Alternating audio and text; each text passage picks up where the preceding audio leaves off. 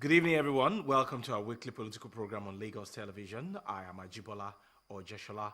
Tonight on the program, we'll be looking at the state of the nation. We all know that dear country Nigeria is battling so many challenges as we speak, and the leadership of the country are trying all their best to fix some of the challenges facing Nigeria in the aspect of economy, insecurity, and of course, the high cost of food items. The challenges are quite many, and Nigerians are beginning to question their leadership as to when and how they are going to do the needful to assuage their sufferings. That's our focus today on the program. But before I introduce my guest on the show, he will be joining us virtually on the program this evening. We'll be taking a very short break on the program to bring you some of the trending news in the polity.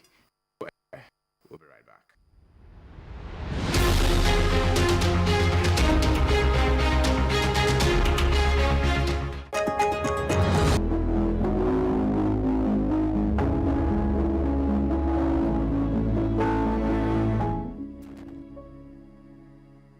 All right, so you're welcome back, and you're still watching the Pendulum on Lagos Television. It's our weekly political show where we get to discuss some political development in the country. And I did say before that break that we'll be looking at the state of the nation vis-a-vis some of the challenges facing Nigeria as a country.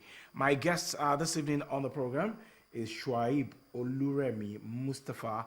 Is a public affairs analyst, but professionally is a health and safety advisor, and of course is joining us virtually. Is someone that is very passionate about our dear country Nigeria, so he's going to give us his own perspective as regards the state of the nation and some of the challenges bedeviling Nigeria as an entity. It is our pleasure to have you on the Pendulum tonight, Shuaib. Hello, good evening. Thank you very much. Okay, our pleasure to have you as well. Okay, so give us your own general view as regards some of the challenges facing Nigeria as a country. Food items is getting out of the reach of an average Nigeria. There's insecurity. The economy is not smiling at everybody. I can just go on and on and on and on. The list is endless. Give us your view about some of the challenges confronting Nigeria.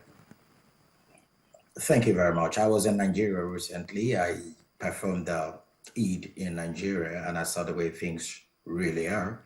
So I'm going to be coming from the angle of food insufficiency. Okay.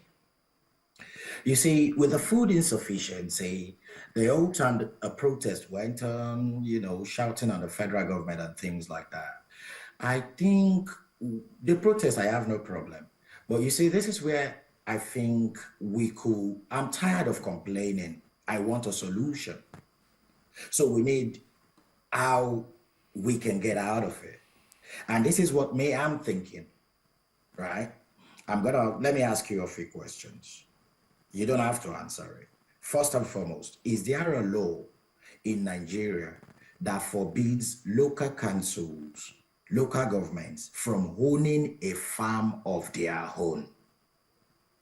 Your guess is as good as mine. Possibly no. It's a very good question. Now, thank you. Now, second question will be, we have 774 local governments in Nigeria. Yeah? That's excluding the LCDAs. Yeah. Now, of the 774 local governments in Nigeria, how many of them owns a farm? Your guess is as good as mine. Possibly no. Now, let's go again. Third question. 774 local governments owns 774 local government chairmen. Now, had the LCDA more chairmen, right? Of all these chairmen, yeah? How many does not own a farm of his own? So which means agriculture is, I'm not saying this to incite anybody. No, if you attack them, that hunger will get worse. The farms they own are the farms sustaining every one of us at the moment. And a lot of them had their farm before they got into power anyways. But what am I trying to bring up? The local councils, yeah? If local government chairmen can own farms of their own, no matter what, the autonomy is on its way now. You get the autonomy, you get the allocation, all you do is split it. You do not invest the money. You are not making back anything. You are not creating a new wealth for the local government.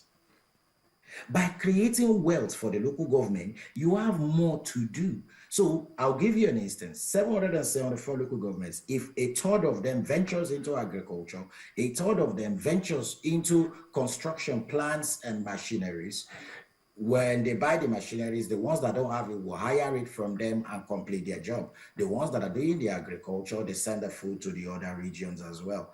If the Southwestern local councils alone embark on this, we can achieve it. And we don't need too much money for it. So the food we are going to eat, we need to grow it. Even God, he gathered the water, he put the fishes to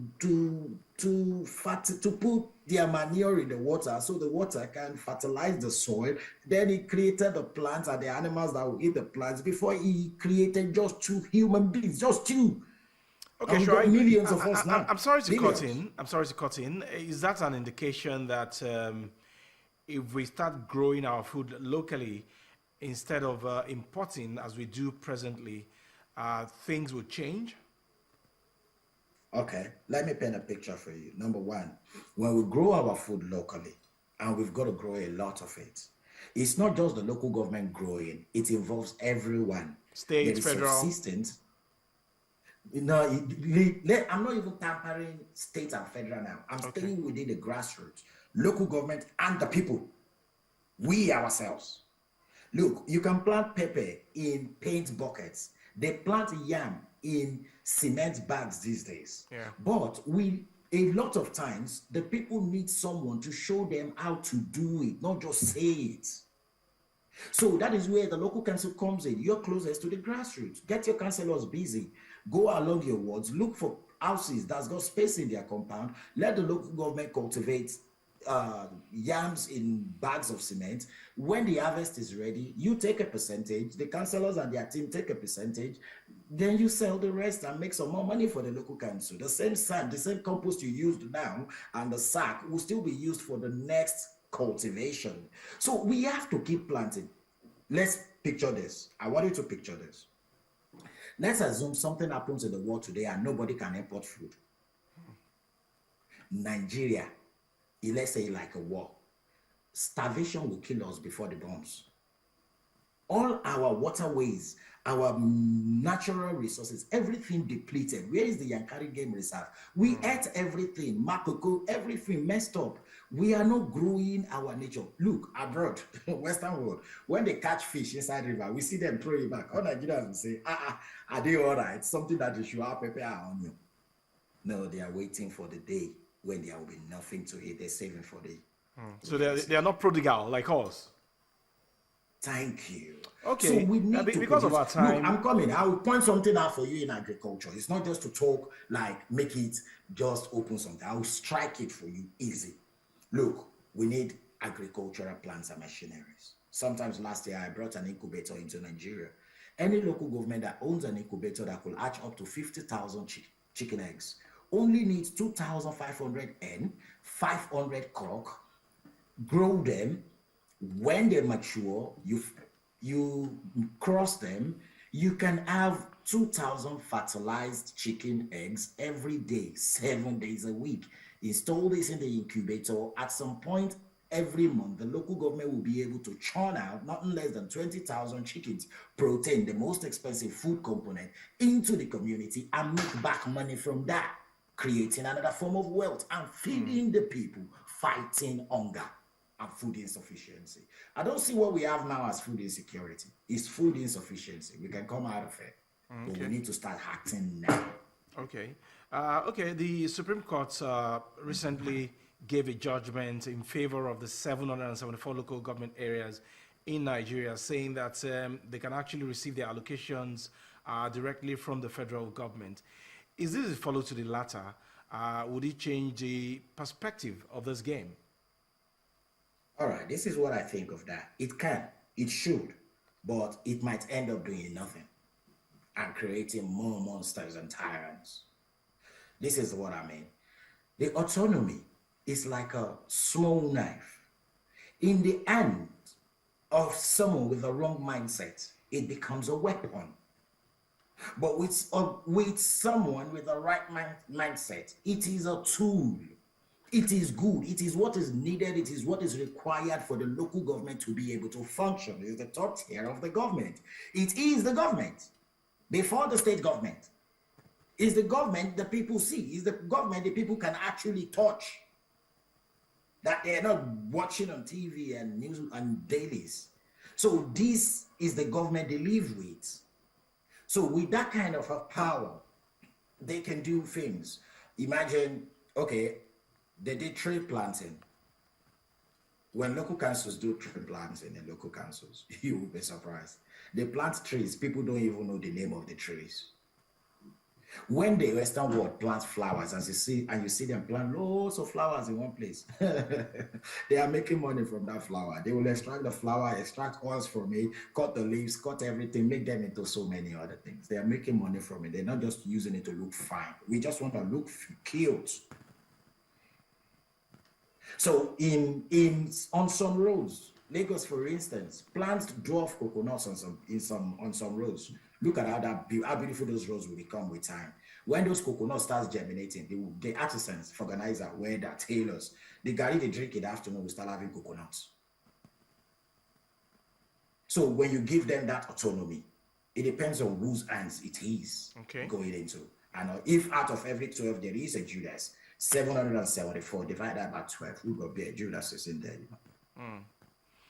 Okay, the recent protest that we had in Nigeria, it ended on Saturday rather, and majority of those that participated in the protest, they were actually youth, and they are saying that they want an end to bad governance in Nigeria. The president of the Federal Republic of Nigeria, Bola Ahmed Tinubu, is barely over a year in office, and some people are of this opinion that Nigerians are in a haste, of course, demanding Mr. President to do some magic for a problem that had been there for years. What say you about this? Thank you very much. If you say they are in a haste, you will be right.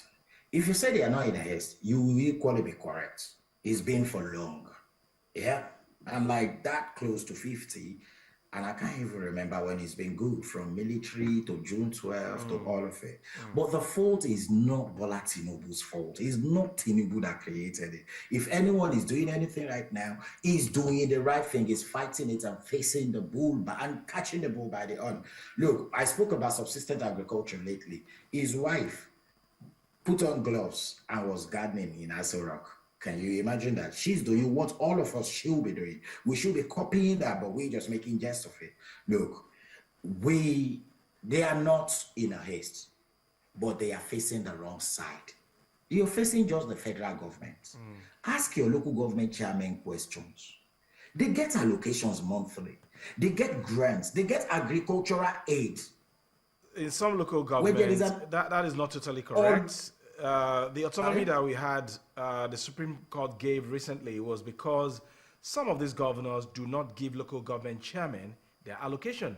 And so at the end of the day, they do not get enough resources to impact the people. Thank you very much, sir. Sir, impacting the people is not rocket science. Yoruba will say, Ajumobi Okontanu, and your long balance. Yeah? Without the autonomy, you can still create an investment for the local government. 774 chairmen, they have farms, and they have more than just farms. Look, and that's without autonomy. So the autonomy on its own, let's not make it a big excuse. What are your plans? With the little you have, somebody got 2 talents, somebody got 5 talents, somebody got 10 talents. The one with 10 talents buried it. The one with 5 talents multiplied it. The one with 3 talents, he hurt his thing, it's not so much. He felt like that. So it's not the number of talents you've got. It's what you do with the talents. Okay, some of these points that you have raised, they are very germane. And of course, I want us to shift our perspective from grassroots to something very broad now, which is going to be very nationalistic. Okay. But before we do that, we have to take a very quick break on the program at this moment to bring you the soundbite of the week. We'll be right back on The Pendulum. Stay with us.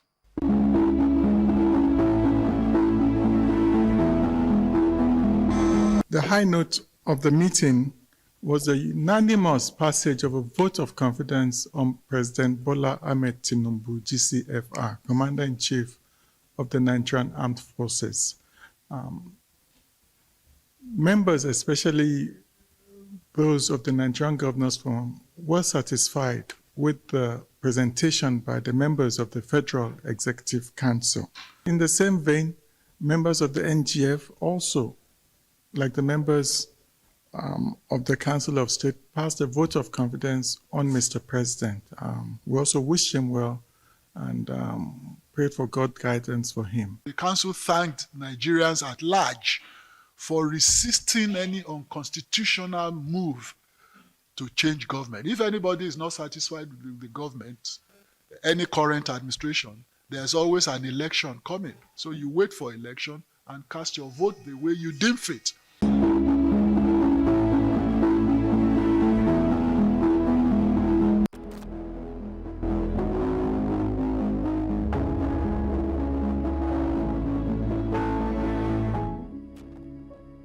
All right, you're still watching the Pendulum on Lagos television. That was the soundbite of the week, and I still have virtually engaging me on the program this evening, Shuaeeb, Oluremi-Mustafa. Of course, we are going to something broader now. Nationally, it affects you and I, and of course, some patriots, a socio-economic group in Nigeria, met with President Bola Ahmed Tinubu recently, and they identified the constitution of the country as one of the major problems of Nigeria. Do you think we need a new constitution, or we should just tinker with the one that we have presently, which is the 1999 Constitution of the Federal Republic of Nigeria as amended? We switched from Nigeria, we hailed it, to Arise, O compatriots. We're back on Nigeria, we hailed it. Let's walk one. When we walk this one, whatever is missing there, look, constitution is meant to be reviewed, is meant to be, it can be edited, it can be adjusted, but it's not like you will just throw everything in the bin. Look, it was created at a time. Necessity murdered it. Yeah? Necessity facilitated the creation and all the policies in there. Yeah? So if things and life is dynamic, the only constant thing is change. So we can change some things, we can adjust, we can edit, but we remain as Nigeria. Where is anybody going? We work it all out. There is nothing wrong with the constitution like that, the way people are. They're just exaggerating things, really and truly. Look, let's make this one work. Yeah? Okay. Let's put all hands on deck. Let us, the people, be ready to work. Yeah? Let the government be ready to work with us. And when they try to communicate with us, they should try to communicate with the people, not communicate with certain people. I'll give you what I mean by that. If you ask a white man, an Englishman, to tell you there is nothing wrong with a particular car, the car is okay, the Englishman will tell you straight English word, that car is fine, there's nothing wrong with the car. Ask an Indian man, he will tell you, that car very good, my friend. Ask a Nigerian man, he will first adjust his shirt and go like, that automobile is not suffering from any mechanical soliloquy, but the predude, what are you talking about? How many people can hear you? Storytelling? Who are you communicating with? Speak the language we can all understand. Communicate with people. Sometimes when you tell people how to do things, they don't even get it. And that's showing them will come to part. So on the part of the federal government, they're trying at the moment. What can anybody do? If you like, make Jesus your president. Make Anabi Muhammad Sallallahu Alaihi Wasallam the deputy. We are going to end up stoning them. We all have to do it together. It's not one man's job. All right. Before we let you go on the program tonight, the International Youth Day was celebrated recently, exactly on Monday. And the theme for this year is From Cliques to Progress, Youth Digital Pathways for Sustainable Development. When you look at Nigeria, do you think we are taking advantage, or do you think we are taking enough advantage of technology to develop our youth and our climb in general? No, we are not. 100% we are not. The only thing we do is just use the mobile phones, the latest phones. There are lots of technologies out there that could serve us a lot of purposes and that could deliver things for us. And also create jobs. And create jobs. Yeah? On this site, I can tell you just simple, small job creation, 5, 10 of it that with small gadgets you can do. Farmers, they're still, the people cutting grass for them on the farm, they're still using cutlass and machete. Why can't anybody buy them a grass trimmer? Why can't they use grass trimmer? Why can't they use ride-on lawn mowers? Why can't they use pressure washers to clean the walls of houses that turns black from algae that got burnt on the wall over time? And just cover, instead of covering it up with paints and just wasting money on the paints. We need to start investing into all these plants and create jobs. Oh, look, so far so good. In Nigeria, Nollywood, in the whole world today, entertainment, Nigeria is running the show. Okay. Yet, in Lagos State, when you look at the Nollywood actors and the things they use for their movies, maybe Odunlade has got one, yeah, he's got his own cameras in Abeokuta, Muyiwa got in Ibadan, Femi Adebayo got in Kwara, one other person that doesn't act is got in Ikorodu. The cameras are not out there. How much do they sell it? When you buy all these things, you encourage them in the entertainment industry. The local government, people can, no, you don't even have to be the government. Give them better topics. Act it for us in 3 minutes. Teach us about our culture. Not that you just be checking bomb for all of us every time on social media. Yeah. So you start, when we start bringing in all those plans, when they break down, the people fixing it and trying to steal things from it, they will learn how it works from there. All right, Shuaeeb, Oluremi-Mustafa, that's a very good point to stop it this evening. We've been looking at the state of the nation, and of course, it was able to dig deep, sharing different perspective as regards what we need to do as a nation, and of course, tackle our economic challenges, insecurity, take advantage of technology to move our dear country forward. We must thank you very much for your time on the program this evening. You're welcome. Thank you very much for having me on the program. All right, that's the show this evening. We thank you very much for watching The Pendulum. We'll be back again next week on The Pendulum discussing another topic entirely in the polity. I am Ajibola Ojeshola. I'll see you then.